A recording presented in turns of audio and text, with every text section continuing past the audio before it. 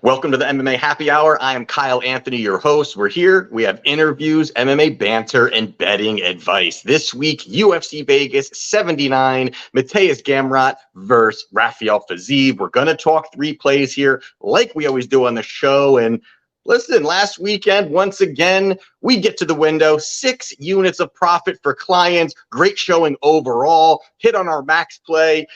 Did think that Shevchenko did earn that victory there. We did have 2 more units on her. That should have really been about an 8-unit profit for us. We pushed on that one.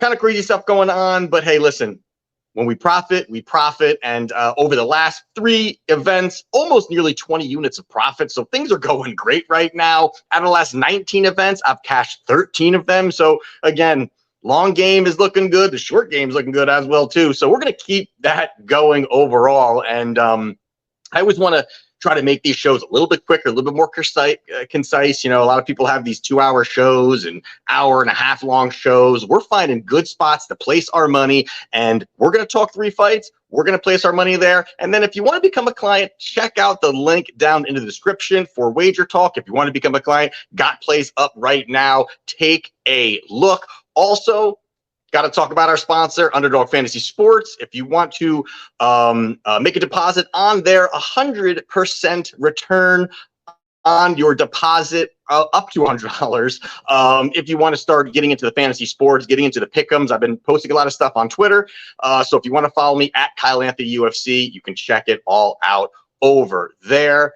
I think that's it. I think we paid the bills. So it's time to talk about the main event of the evening between Rafael Fiziev and Mateusz Gamrot. Now, we've got Fiziev. He's minus 150 right now. It's ticked down a little bit. Certain books do have him around that minus 160, 162 range. But you're looking at the price right there. And then also you got Gamrot here. He's around that plus 125 mark. Now, we're looking at this play here. Obviously, you've got Fiziev, who is just an elite-level striker, a fantastic striker overall, just great footwork, just overall massive amounts of weapons on the feet. And then you've got on the other side, you've got Gamrot, chain wrestler, really is just aggressive when it comes to the takedowns. He's got a lot of grappling. He really can fuel those takedowns as well, too. But this is really going to be one of those grappler versus striker type of matchups. These classic matchups we always talk about. Well, here's one for us on Saturday in the main event. And one thing is for sure is the big question is, can Gamrot take down Fiziev and keep him there and really control and nullify all the great weapons that Fiziev does have? Now, it's not going to be as easy as certain things may come about. I know that, we've seen with, Dos Anjos, I know a lot of people, hey, that's kind of, if you go on the Gamrot side, that's kind of one of the things they talk about. Hey, what about RDA? RDA got him down. I think that's a little bit overstated when you're looking at it. I mean, yes, Rafael, got some takedowns, got control time. There were certain spots I thought that maybe Fiziev wasn't as knowledgeable maybe on the ground, but looking at the stats, Rafael Dos Anjos was 2 for 16 on takedown attempts in that fight. 12% success rate on takedowns against Fiziev. It's not like he was washed out. Fiziev obviously was doing a lot of the right things to get and find a way to just create space. Did get that finish in that 5th round. Now, on the other side of it, Gamrot, Gamrot has a 31% takedown success rate. And that can be a little bit skewed just because of the way he wrestles. I mean, he'll chain wrestle, he'll latch onto you and be relentless with these takedowns. And if he can't get you down the first attempt, he's going to try the second attempt. Not a second attempt, he's going to try that 3rd attempt. Even if he gets you down and you bounce back up, he is still looking to just continually drive and get you down. And that obviously can be very worrisome and tiresome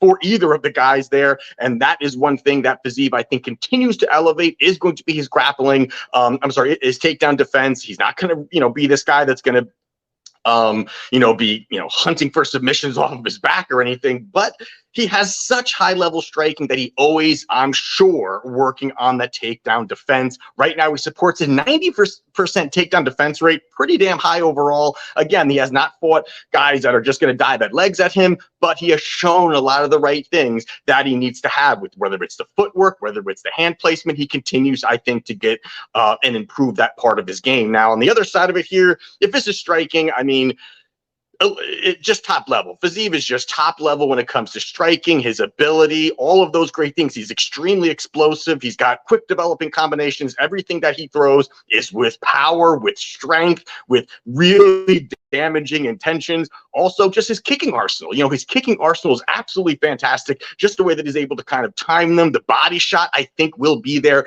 as well, too. And I think one of the issues when I was going back and watching tape on both of these guys is that Gamrot's hittable. I mean, he is really, really, really hittable, in my opinion.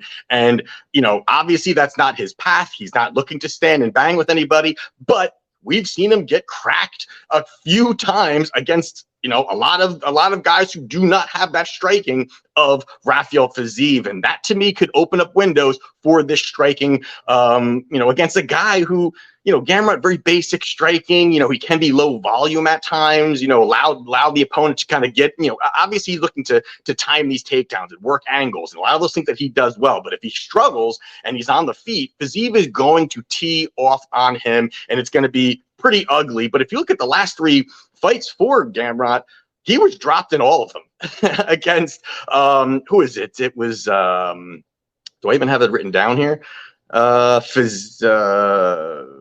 It was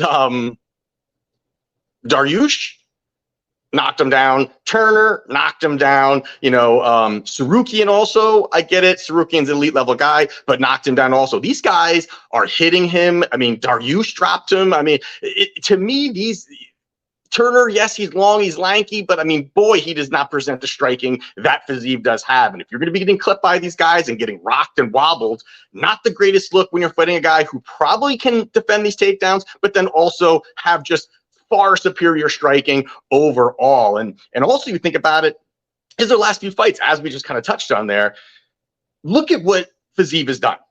I mean, look at what he did with Justin Gaethje. I mean, this was a fight where I thought that Gaethje lost. I really thought that Rafael Fiziev did enough, got enough done, and it was able to get that victory. And it ended up going Justin Gaethje's way. And now we see that this rebirth of Justin Gaethje just went out there, knocked out Dustin Poirier. That loss has aged beautifully for Rafael Fiziev. And now we're in another spot where he has just a high level of striking. And then you look on the other side here that, you know, some of these, you know, they're arguably Gamrot could be on an 0-3 run. I mean, I know that sounds crazy, but he could possibly be on an 0-3 run. Arman Sarukian fight, I thought he lost. I mean, listen, that's an unbelievable fight. You're fighting Arman Sarukian, just a tough fight for him, but he loses, right? Then he fights, he wins, but he should have lost. Very, very close fight. Then he fights Dariush. Dariush dominated him. Like I said, rocked him. That's not the greatest look. And then even against Jalen Turner most recently, I thought it was a split decision for Gamrot, but I thought that Turner had the job done. I thought that he just eked it out and got the victory. So we're looking at there's a world where Gamrot's 0-3 coming into this fight. Could you even imagine what the odds would be if Gamrot's 0-3 and everyone starts, you know, downplaying some of his skill sets? Yes, he has ability. Yes, he is a great fighter, all those things. But I think this is a spot where Fiziev can scramble, get back to his feet. You know, we've seen Gamrot not able to keep guys down fully. They can get back up. And if they keep getting back up, I think there's going to be issues here. And I think that Fiziev is going to land some shots and really put it on him in this spot here. I like Fiziev. If you can get it at -150, I love that number. I think it's a great number. I think he's got all the tools to get the job done. Not going to get creative with the method of victory right now, but I do like Rafael Fiziev in the main event to get the job done, -150. All righty. And the next one we're going to be talking about here is Charles Jourdain versus Ricardo Ramos. Now, this is an interesting one here. And this was one here, to be honest with you, when I was first kind of going down, and what I even do every week, not sure if you guys even care, but kind of going through every fight. I first go through all of the fights and kind of look at which one I want to cap, which ones I think there's an edge, which one I think that I may have a betting advantage on. And then I dive into them. And then if I feel like I don't have the betting edge or I don't have a good read on that fight, I just move on to the next one. And that's how I kind of systematically go through all the fights and find opportunities to make money. Now, this was one where before pre-flop, before I even started researching, I was like, I think Ricardo Ramos get this job done. I think he definitely can do it, get some takedowns. He's got the ability for these takedowns. We know that Jourdain has issues with defending the takedowns. These were the things that obviously this is why you do fight tape. But obviously, these are some of the things that really were going through my mind going into this fight particularly. But you look at Charles Jourdain, you know, is he going to be the one that gets taken down? Now that like just kind of the same thing with Gamrot. Is Gamrot going to be getting Fiziev down? Here's another situation, kind of the same thing. You know, is Ramos going to get the takedowns and going to really sub hunt, bank rounds, whatever it may be? But you're looking at it, yes, Jourdain, 48% takedown defense rate. Not the greatest overall, you know, but he is well-rounded. And that's one thing I think we kind of forget because he's a brawler. He's wild. He does a lot of crazy things. He is just, you know, he's a well-rounded fighter. And I think the issue with him is a lot of times if he gets taken down, he'll play in his guard. He's looking to, you know, submissions off of his back. He's starting to do a lot of things like that that can hurt him. That's not going to help him. Instead of looking to kind of be a little bit more intelligent, you know, put your feet at the right place, put your hands in the right place, and look to get up instead of trying to be offensive off of your back and losing the round or losing position even further. So I think that does hurt him on that side of it. Now, obviously, that's really going to be where the success is going to come from Ramos. He's going to look for the takedowns, I think, and that's going to be his path. And, you know, I do think that if he does get him to get his back and all those things, and boy, does he have great slick back takes and ability to reverse positions and slick transitions, just a lot of great things that Ramos does do. Now, the issue here, and this were all the things that I was kind of looking at pre-flop and all this, the issue here is, hey, all these things look great. All these things look wonderful. You know, there is a path for Ramos to get a takedown, to get the control time, you know, to backpack him, bank around, you know, all these great things, all, you know, hey, it looks like that. But if you the thing that really just threw me off completely really is just the cardio Ramos, man. I mean, I thought it looked terrible almost every single fight that he did knock a guy on the first round or finish a guy in the first round. I mean, I thought it really tilted down. He can be early on. He can be explosive. There's certain things that he can do. He does some tricky kicks. He does a lot of spinning moves. You know, he definitely can be a little more on the flashy side of things. He's light-footed early in that first round. And those are the things that, you know, could cause some of the problems to Jourdain, try to defend takedowns, try to stop some of these awkward and kind of different angled combinations. Yes, there's all of that. But the big decline in cardio is just massive.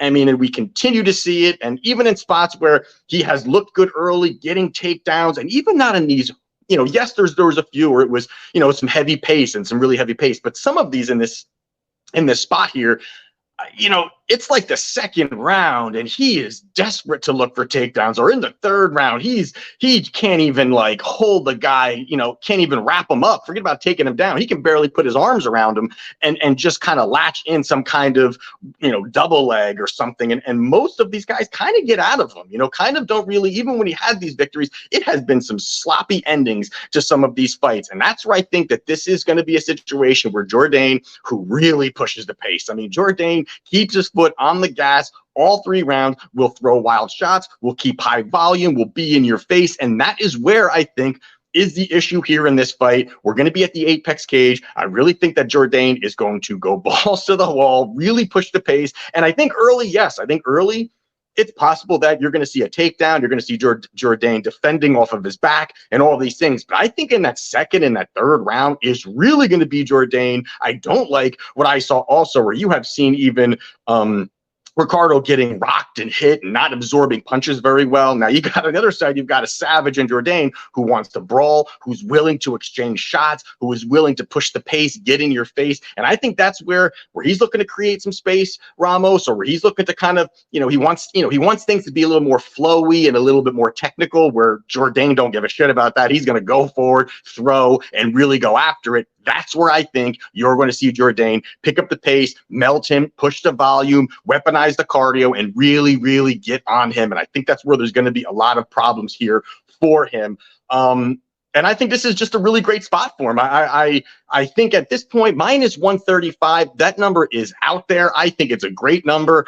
I really thought I was going to be going Ramos after the tape. I like completely the other way, which is always why you got to look at tape, go back. Sometimes you don't remember exactly what that fight was like. So whatever it is, I do like Charles Jourdain -135 to get the job done. And the last one I will quickly say here, because I'm trying to consolidate these shows. I'm trying to make them 15, 20 minutes, nothing longer. But next one we're going to talk about here is Muhammad Usman versus Jay Collier. You got Usman minus 150 roughly on the comeback here. Collier is about the plus 125 mark. Now, again, I'm not going to dive into this one, but the one thing here is I am not high at all on Muhammad Usman. I think I am just very low on him, although I did even bet him the last fight against Justin Junior Taffa was because of just the stylistic situation, just because I thought that he was going to be able to get some takedowns and kind of get on him and wear on him. And that's kind of what it was, but it was a sloppy fight. Not very good at all, I thought, overall. And not like I'm high on Collier. That's for damn sure. I'm definitely not. But I think that the physicality part of Usman does help him in certain spots. You know, I think he's a big guy. He's a big bruiser. He can utilize that wrestling. Certain things he can have. He's going to be strong in the clinch. He's going to have opportunities there. And I think that does open him up to kind of maybe banking around, getting a takedown, those kinds of things. But I also think that Collier, you know, he's not great. We get that. He's not great. But I like the pace and that output that he has early in the fight. And I think that could be a difference maker for him, that he's going to have the volume. He's going to have the better striking, faster hands, better footwork. I think those are the things I think can help him within those first round and a half. You know, I think the first round and a half, Collier could really do some work there. Now, on the other side of it, it's not like Usman has, or either of these guys have good cardio at all. They both have bad cardio, but I think really pile up some of that damage in that first round into that second round. That may carry him through the fight, where he's going to win the first 2 rounds just by volume, not allowing Usman to get these takedowns, controlling some of the action, outlanding him over the rounds. I think that does help, Jake in this spot. I don't see Usman again. I thought he looked terrible, even in spots where he got takedowns in the past. I mean, he lays on the guy. I mean, it's like he is exhausted. So I think this is a spot for Jake Collier. You got him. I bet him the first beginning of this at plus 140. Now he's down to plus 125. Money is coming in on Collier here, but I think this is still plus money on Jake in this spot. I do like it. Yes, it could be a sloppy fight. Yes, there could be issues, all those things, but I do believe that this is a spot for Jake to push the pace, outland him, and I hate the striking of Usman. So I do like Jake Collier to go out there and get this victory at plus 125. So there you have it for UFC Vegas 79. Those are the plays. If you want to become a client, link down in the description. Also, like, comment, subscribe. Appreciate everybody supporting the channel, supporting the content. And let's keep cashing. Let's cash a 4th week in a row. Let's cash 3rd max play in a row. I'm ready to go. So let's get it done this weekend, and we'll do this all over again next weekend. Let's cash.